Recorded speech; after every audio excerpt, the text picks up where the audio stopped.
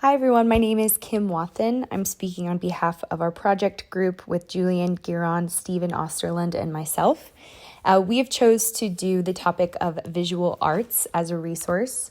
So what we've done is we have incorporated technology as a resource for education geared towards high school students, just in the area of visual arts. We wanted to create an online space for students, as well as faculty and parents to get supplemental information and help in this area. We geared a lot of our content towards critical thinking. So the entire goal of our classroom is we want students, especially in visual arts, to understand the basic mechanisms of art, the rules and principles that are more hard science applied with this field.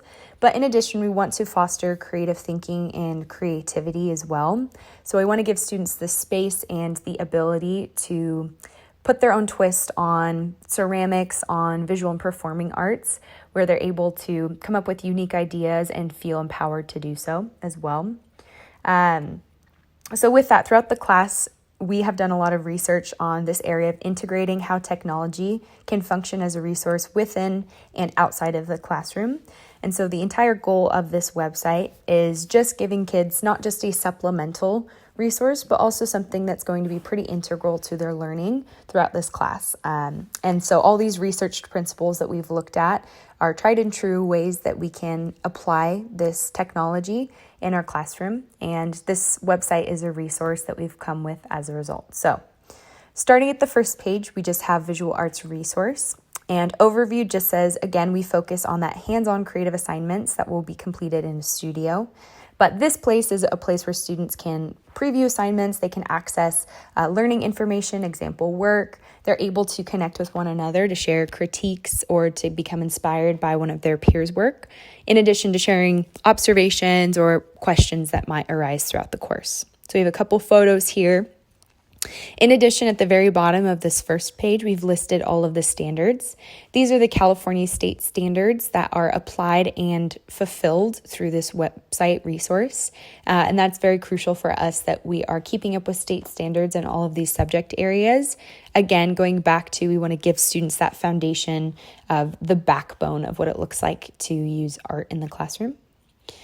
So moving on to your first tab, it's just technology use in ceramics. This is a letter that we will be sending out to students and parents on the first day within the first week of school.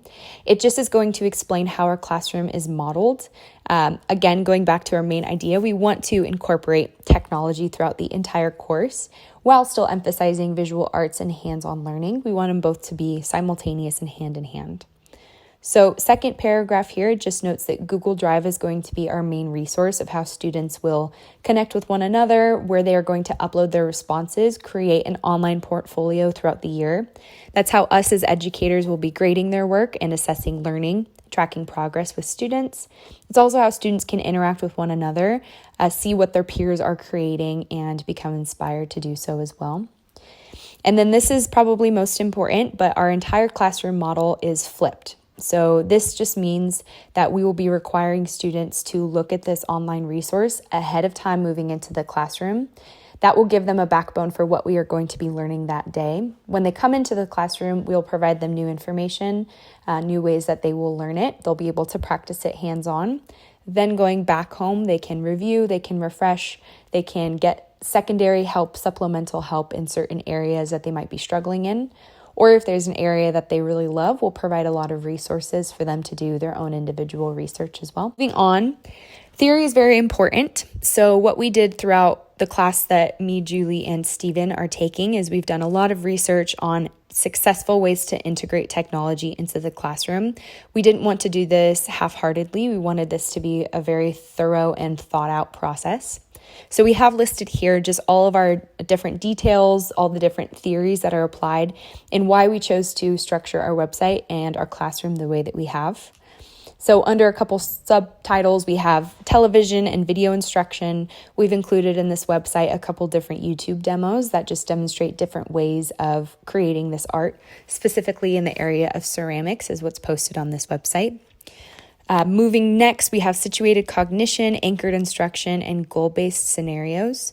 So again, this goes back to the idea that with visual arts, you want to give students a structure for how things are done correctly, while also giving them the space to be able to learn on their own, be creative, and grow from there. So we are giving students that end goal, but giving them the space to add their own individuality.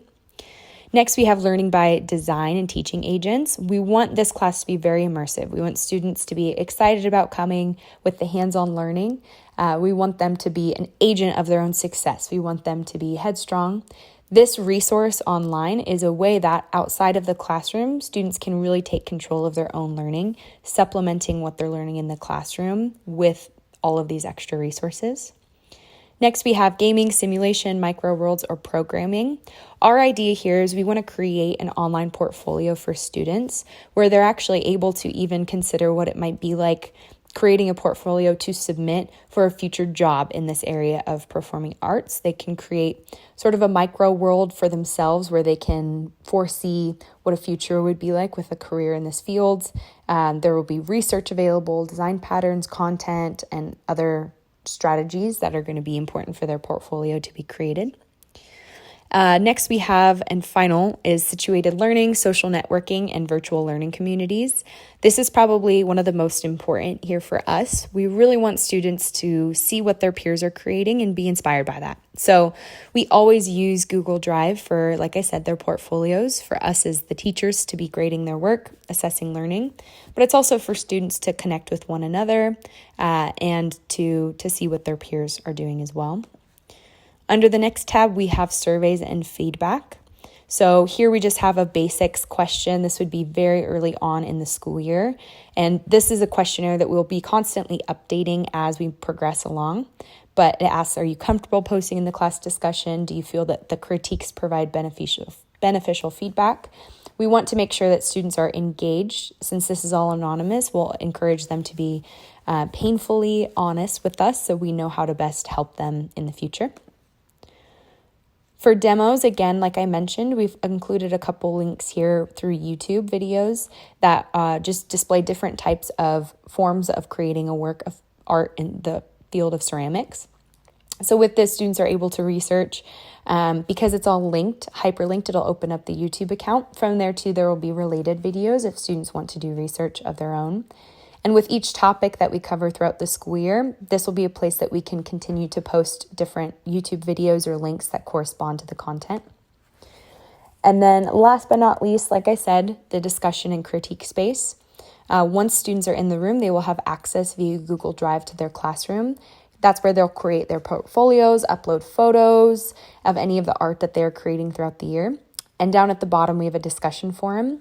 This is where we as teachers will post the content in our flipped classroom that students will be looking at before they come into the room each day. In addition, students can create their own forum. If someone has a question, if someone needs extra help, they want to create a study group of some kind, they're able to do so here. We'll be able to monitor it all safely. It is a protected site.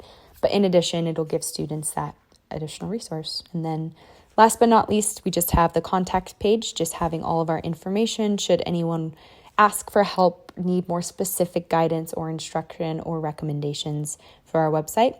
But the overall goal of this is just a way that our classroom is based in two parts. So we want learning to take place within the classroom. We want students to get that hands-on learning. But in order to do that, we don't want to spend a lot of the time in the room actually doing a lot of the teaching.